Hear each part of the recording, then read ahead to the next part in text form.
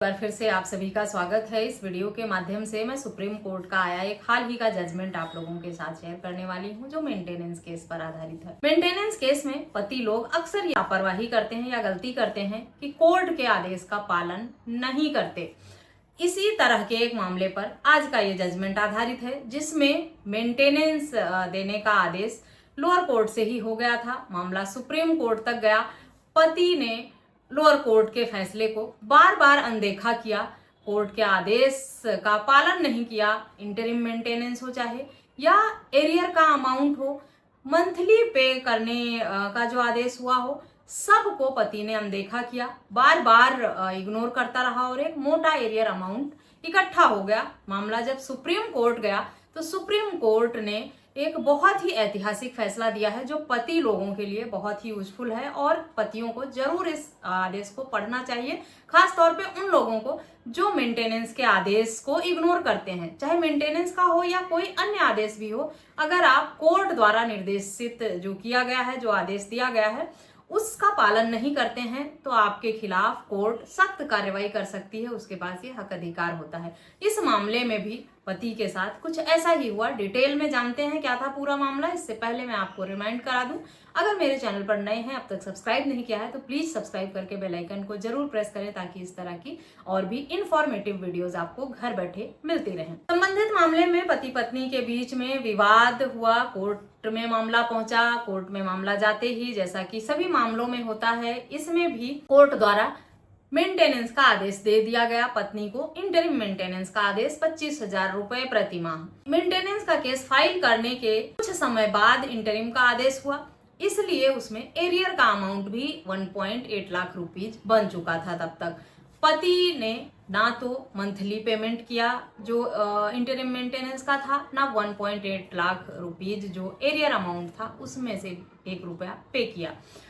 2022 से 2026 तक मामला चलता रहा कोर्ट में, और कोर्ट के जो भी आदेश थे उसकी अवहेलना पति द्वारा की गई। 1 भी रुपया पत्नी को पे नहीं किया गया, और ये मामला निचली अदालत से सुनवाई होते होते सुप्रीम कोर्ट तक पहुंच गया। सुप्रीम कोर्ट में जब मामला पहुंचा तो जैसा कि पारिवारिक मामले जो होते हैं उसमें जब केस फाइल होता है तो सुलह समझौता कराने का प्रयास जरूर कराया जाता है मीडिएशन के द्वारा। इस मामले में भी कुछ ऐसा ही हुआ। उसके बाद पति को 25,000 रुपए कॉस्ट भी लगाई गई पत्नी के खर्चे के लिए, पत्नी के कोर्ट खर्चे के लिए। पति ने उसे भी इग्नोर कर दिया, अनदेखा कर दिया, पे नहीं किया। यही सारी पति की गलतियां थी। इसके बावजूद भी सुप्रीम कोर्ट ने पति को एक मौका दिया। जब सुनवाई हुई उसके बाद कोर्ट ने पति से पूछा कि जो 1.8 लाख रुपीज एरियर हुए हैं, क्या आप उसे पे कर सकते हैं अभी भी?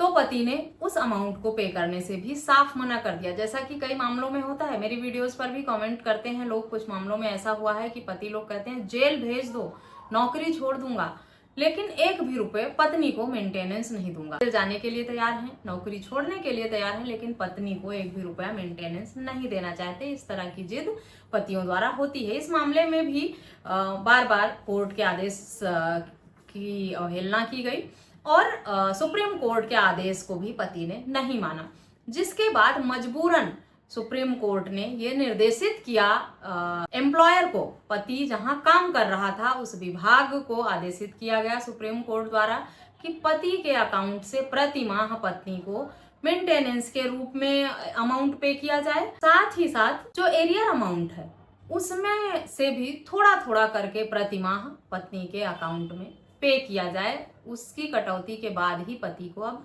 सैलरी दी जाएगी।